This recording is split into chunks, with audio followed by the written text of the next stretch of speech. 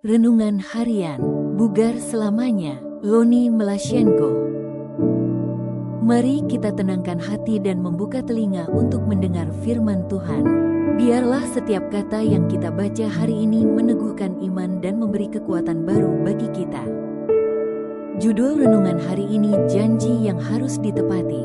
Aku telah mencari Tuhan, lalulah menjawab aku, dan melepaskan aku dari segala kegentaranku. Mazmur 34 ayat 5. Aku Tuhan, arah yang Engkau inginkan. Pergilah dari negerimu dan dari sanak saudaramu dan dari rumah bapamu ini ke negeri yang akan kutunjukkan kepadamu. Kejadian 12 ayat 1. Abraham meraih janji-janji Allah yang luar biasa dan berangkat mengambil jalan memutar dalam hidup sebagai orang yang paling berani dalam sejarah keselamatan. Dia tidak pernah membayangkan dia akan menghabiskan 115 tahun ke depan tanpa apa-apa kecuali hanya dengan janji. Kemudian babak kritis dalam drama, Abraham, ya, Tuhan, ambillah anakmu yang tunggal itu, yang Engkau kasihi, yakni Ishak, persembahkanlah dia di sana sebagai korban bakaran. Kejadian 22 ayat 2.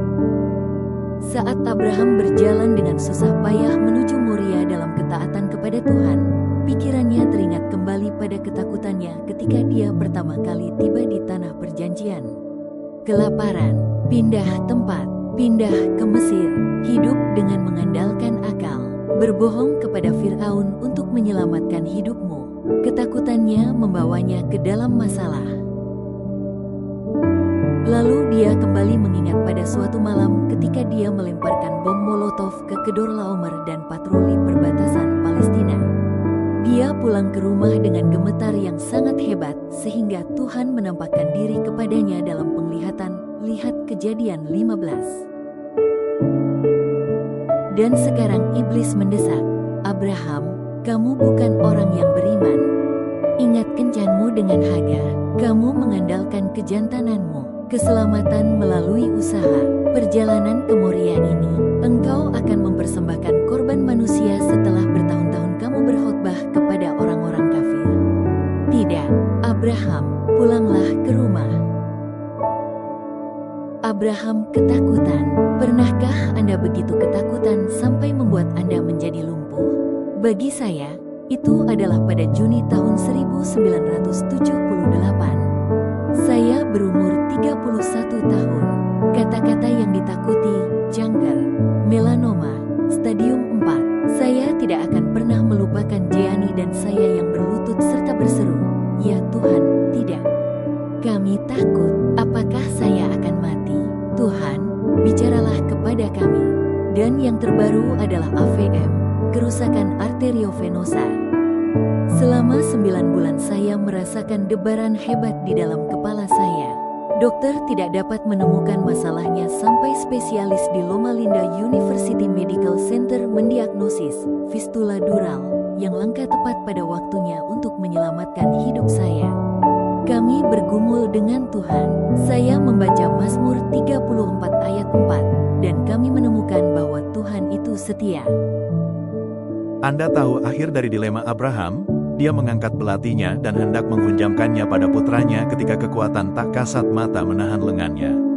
Kemudian terdengar suara, Abraham, berhenti, cukup, dan Tuhan sendiri yang menyediakan seekor domba. Dia punya rencana, sama seperti dia punya rencana untuk Abraham dan untuk saya. Kesimpulan renungan, seperti Abraham, kita semua menempuh perjalanan iman yang penuh ujian, ketakutan, dan kebimbangan.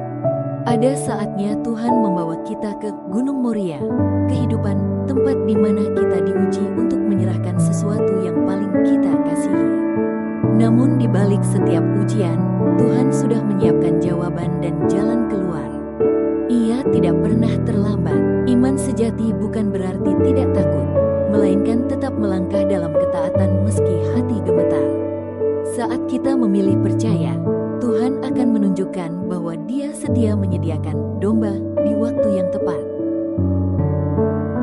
Doa hari ini, ya Bapa yang penuh kasih, terima kasih karena Engkau adalah Allah yang setia, yang tidak pernah meninggalkan kami dalam setiap ujian hidup.